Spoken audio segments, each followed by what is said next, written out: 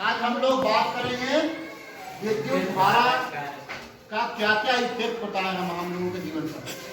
विद्युत धारा जान रहे हैं क्या होता है? जैसे जल धारा होता है, जल एक स्थान से दूसरे स्थान तक जब प्रवाहित होता है तो क्या बोलते हैं हम लोग? जल धारा। उसी तरह जो विद्युत है, विद्युत क्या है? आवेश। हम लोग जानते हैं कि दो तरह का आवेश होता है, प्लस और माइनस। ऋण आवेश और है ना। तो ऋण आवेश मतलब कि इलेक्ट्रॉन।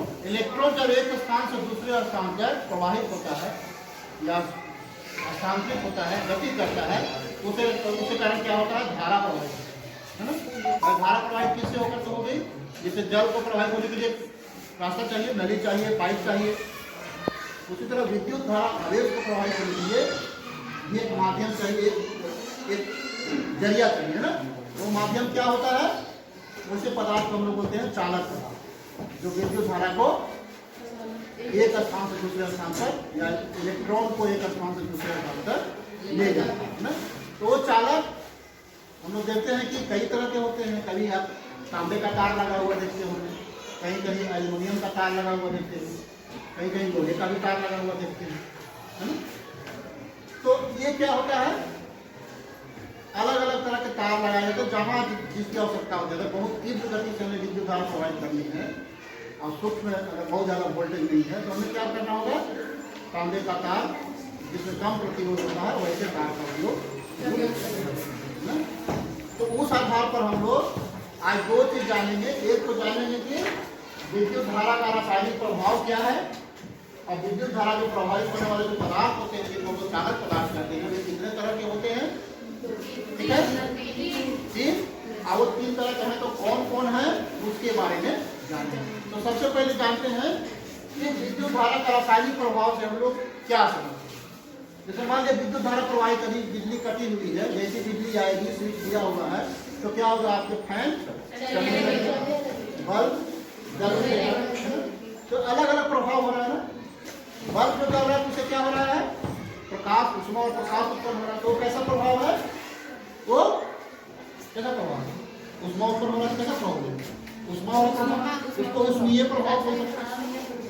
हम लोग क्या करते हैं? हीटर जलाते हैं, गर्मी के दिनों में गीजर से पानी गर्म करते हैं, है ना। तो कैसा प्रभाव वहाँ उत्पन्न होता है?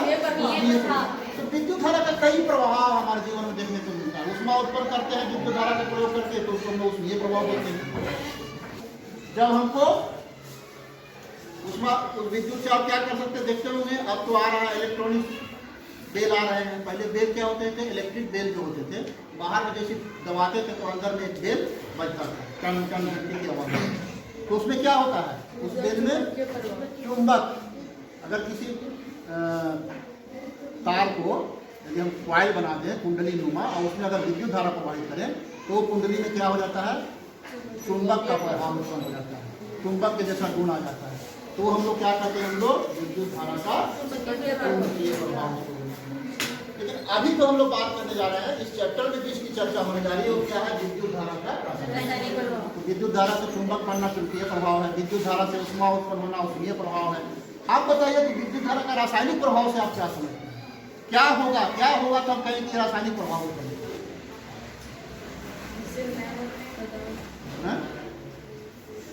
जैसे यदि हम लोग जल लेते हैं, आपने देखा होगा प्रयोग में, आप प्रखंड स्तरीय प्रतियोगिता में जो गए थे विज्ञान प्रदर्शनी में, तो कौन था? सनी, जो अभी 9th में चला गया, उसने एक मॉडल ले गया था प्रोजेक्ट अपना। उसमें क्या था? एक बीकर में जल था, जल में 2 पेंसिल डाल दिया और उस पेंसिल में क्या किया? पेंसिल जो ग्रेफाइट जिसके अंदर होता है उसको बैटरी से जोड़ दिया, है ना। उसको उल्टा करके उस पर दोनों ये में क्या डाल दिया? ये टेस्ट ट्यूब। तो क्या हुआ? जब बिजली उसको बैटरी से जोड़े तो क्या हुआ? बुलबुला उत्पन्न हुआ। दोनों टेस्ट ट्यूब में वो बुलबुले जमा हो रहे थे, है ना। तो क्या जमा हो रहा था उसमें? हाँ, हम लोग जानते हैं कि जल क्या होता है? जल का सूत्र क्या होता है? H2O। जल का सूत्र H2O। यहाँ पर जल है एक बीकर में, H2O। इसमें क्या है? H2 क्या बता रहा है? हाइड्रोजन, और वो क्या बता रहा है? अगर किसी तरह से हाइड्रोजन और ऑक्सीजन को अलग कर दें तो अभी तो एक पदार्थ है जल है, अब ये दोनों को जब अलग कर दें तो क्या बन जाएगा? हाइड्रोजन और ऑक्सीजन, दो तरह के पदार्थ बन गए, है ना। तो कैसे बनेंगे? इसका कई तरीके हैं। एक तरीका है, इससे होगा कि धारा को प्रवाहित करना। ठीक है, यहाँ से अगर हम इसको बैटरी से जोड़ दें तो क्या होगा, इसमें क्या किए, एक तार डाल दिए पानी के अंदर, अब इस तार को क्या किए, ऐसे उल्टा कर दिए, पेंसिल से लगा दिए। अब इसमें क्या किए, इस ट्यूब को ऐसे उलट के डाल दिए, है ना। अब क्या होगा, जब विद्युत धारा का प्रवाह होगा, ये प्लस है ये माइनस है बैटरी का, इलेक्ट्रॉन किधर से किधर जाएगा, माइनस से प्लस की ज्यादा होता है तो इलेक्ट्रॉन किधर जाएगा, इधर से इधर आएगा प्लस की तरफ। लेकिन विद्युत धारा को क्या बनाता है, विद्युत दिशा में इलेक्ट्रॉन का प्रवाह होता है, उसके अपोजिट डायरेक्शन में माना जाता है कि विद्युत धारा का प्रवाह होगा। तो विद्युत धारा का प्रवाह इसमें किधर होगा, प्लस से इधर से विद्युत धारा जाएगा, पानी से होते हुए ऐसे निकल के इधर, इलेक्ट्रॉन इधर से जाएगा, पानी से होते हुए निकल के ऐसे। लेकिन जैसे पानी में जाएगा तो क्या होगा, इसमें थोड़ा सा हम मिला देते हैं चालकता को बढ़ाने के लिए। तो क्या होता है कि इसमें हम लोग बुलबुला उठते हुए देखते हैं, बुलबुला इस ट्यूब में जमते जाता है। ये बुलबुला क्या चीज का होता है, H2O जल क्या है, द्रव अवस्था में है, द्रव है। और हाइड्रोजन क्या है, गैस। अगर हाइड्रोजन अलग है तो क्या होगा, गैस। ऑक्सीजन भी क्या है, गैस। तो जैसे ये जल में से हाइड्रोजन और ऑक्सीजन अलग अलग होता है तो गैस के रूप में बाहर निकलता है, पानी से हल्का हो जाता है, तो ऊपर बुलबुला के रूप में आके कहाँ जमने लगता है, ये टेस्ट ट्यूब में, है ना। छोटा हम लोग देखेंगे। तो यहाँ क्या हुआ, कैसा प्रभाव हुआ, विद्युत धारा प्रवाह करने से उष्मा उत्पन्न हुआ, उष्मा उत्पन्न नहीं, चुंबक बना नहीं बना। क्या हो रहा है, नया पदार्थ बना रहा है। जल जो था उसको दो नया पदार्थ कर दे रहा है, हाइड्रोजन और ऑक्सीजन। तो इस प्रभाव को क्या बोलेंगे हम लोग, इस तरह के प्रभाव जो उत्पन्न होते हैं उसको हम लोग कहते हैं विद्युत धारा का रासायनिक प्रभाव। और भी बहुत कुछ चीज हो सकता है, जैसे आप लोग देखते होंगे साइकिल का जो हैंडल होता है, रिम जो होता है ना, कैसा होता है, घंटी जो होती है चमकदार होता है, चमकता है। लेकिन होता क्या चीज है, लोहे का ही होता है, स्टील का ही होता है। लेकिन चमकदार उसको क्यों बनाया जाता है, ताकि उस पर जंग न लगे, है ना। पेंट भी कर सकते हैं, लेकिन पेंट क्या होता है, थोड़ा सा खुरच लेंगे तो पेंट फूट जाएगा, फिर उसमें जंग लग सकता है। तो चमकदार बनाया जाता है। कैसे चमकदार बनाया जाता है, क्या प्रक्रिया आगे चल के सारी क्या होता है, उसमें उस पर एक लेप चढ़ाया जाता है। इसी पदार्थ के ऊपर दूसरे इच्छित पदार्थ का लेप चढ़ाना क्या कहलाएगा, विद्युत लेपन। और यहाँ जो हो रहा है तो क्या हो रहा है, ये जल का अपघटन हो रहा है।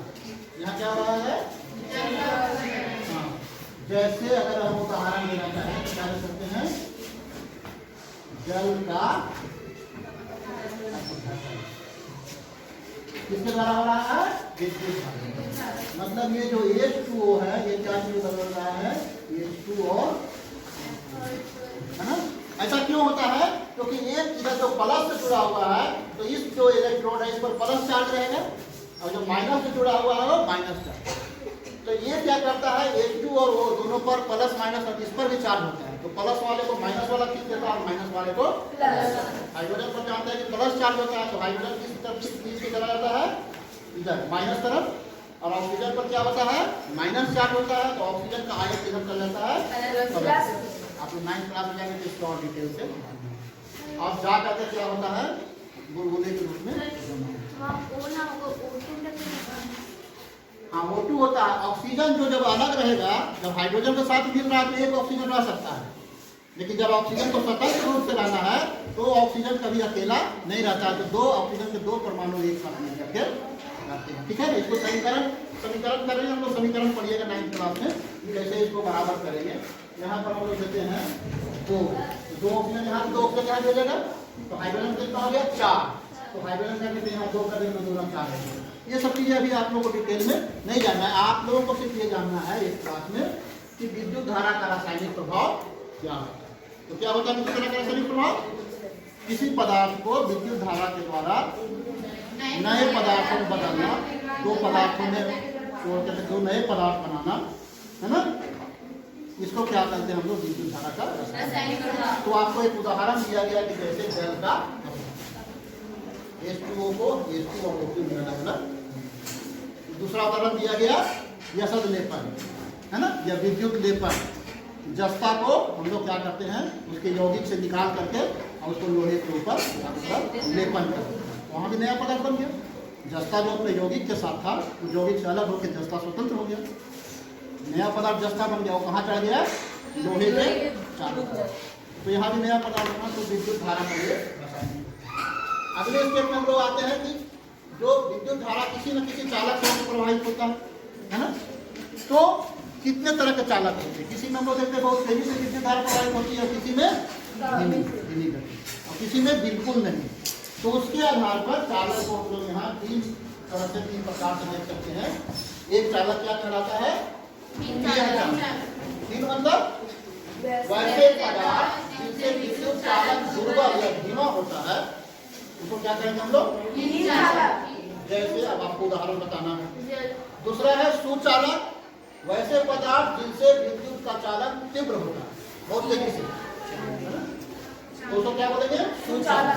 अच्छा चालक। और कुलज्ञ मतलब बिल्कुल नहीं। तो वैसे पदार्थ जिनसे विद्युत का चालन नहीं होता है, उसको क्या कहते हैं लोग, ठीक है।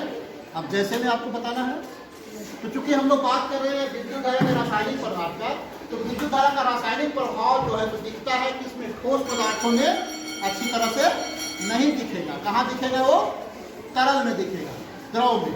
तो हम लोग यहाँ जब भी रासायनिक प्रभाव की बात करें तो क्या विलयन की बात करेंगे। विलयन मतलब जोड़। तो आपको बताना है कि किस किस चीज का घोल हीट चालक होता है, किन चीजों का घोल सुचालक होता है और किस चीजों का घोल इसमें बिल्कुल विद्युत धारा प्रवाहित नहीं है। इसके लिए आप क्या करेंगे, देखिए इस तरह से एक बैटरी लेंगे, बैटरी में आता है इसका क्या बोलते हैं, कैप, उसे दो तार निकलेगा। एक तार को आप जोड़ देंगे स्विच से और स्विच से दूसरा तार निकालेंगे और इसमें से एक छोर पर एलईडी बल्ब जोड़ेंगे, ठीक है। एलईडी बल्ब जोड़ देंगे एक छोर पर,